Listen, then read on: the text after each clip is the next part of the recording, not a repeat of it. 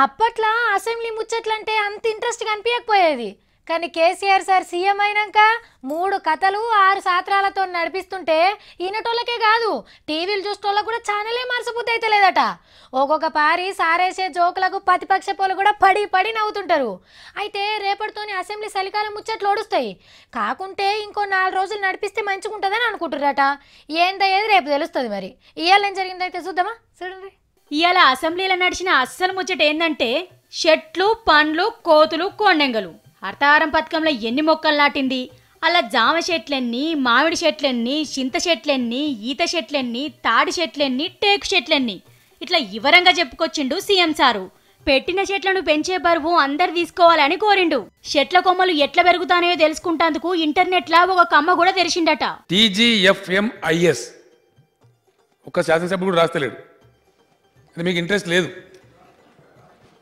మేము అటు సైడ్ అంటే మా ఇటు సైడ్ అంటున్నాం సార్. TGFMIS.com. అయినా కొందరు రాసుకుంటేనే లేరు సారు. ఇక వెనకసిరి ఎవ్వరు తిప్పలు వాళ్ళు చెప్పుకుండ్రు. కోతులు ఇళ్లపై దాడులు చేస్తున్నాయి, కరుస్తున్నాయని పోలీస్ స్టేషన్ లో కేసులు కూడా నమోదైనాయి అధ్యక్ష. ఇక మన పట్నం ఎమ్మెల్యే కిషన్ రెడ్డి సార్ను కూడా కోతులు బెదిరిస్తున్నాయట. నేను బాంబేలో ఢిల్లీలో ఉంటే కూడా ఫోన్ చేస్తాను అధ్యక్ష, మా కాలనీలో కోతులు వస్తున్నాయి, నువ్వేం చేస్తున్నావు. మా పార్టీ సీనియర్ నాయకుడు ప్రొఫెసర్ శేషగిరిరావు గారు సార్, మీకు కూడా తెలుసు, ఆయన మీద కోతులు పడితే హాస్పిటల్ అయింది. ఖర్చే అధ్యక్ష పాపం. రసమై బాలకిషన్ అన్న పాటకే కోరస్ ఇస్తానంటున్నాయట కోతులు. అందరు కాగితాలు చూస్తే ఎవరి కాగితాలు చూసినా కూడా కోతులను పట్టించగలవు అని ఉన్నది. అరే ఈ కోతులు పట్టు నేర్చుకోలే కదా, నేను పాటలు పాడు నేర్చుకున్నా కానీ కోతులు మనుషులలో తిరిగి మనుషుల భాష కోతులు కూడా వచ్చేసినాయి అధ్యక్ష. అమ్మ కోతి బాగా దొంకుతున్నది, కట్ట మీద దొంకుతున్నది, ఆయన నెత్తి మీద కూర్చుంటున్నది అని చూసేవాళ్ళం. ఈ రోజు భయానక వాతావరణంగా మారిపోయింది అధ్యక్ష. కోతుల గురించి ఇంత మంది చెప్పినాక సీఎం సారు కొండంగల ముచ్చట చెప్పిండు. 100 కోతులు వచ్చి కొండెంగని ధర్మిస్తున్నాయి అధ్యక్ష.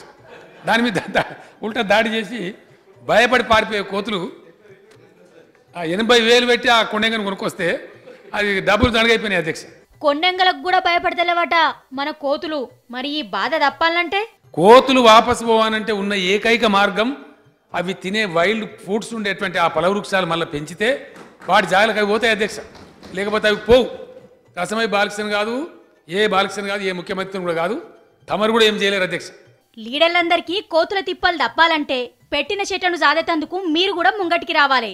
అవుగాని షేవ్ గుర్తోళ్ళు, సైకిల్ గుర్తోళ్లకు కోతుల తిప్పలు లేవా, వాళ్ళేం మాట్లాడతలేరింది అని చూస్తుండ్రా.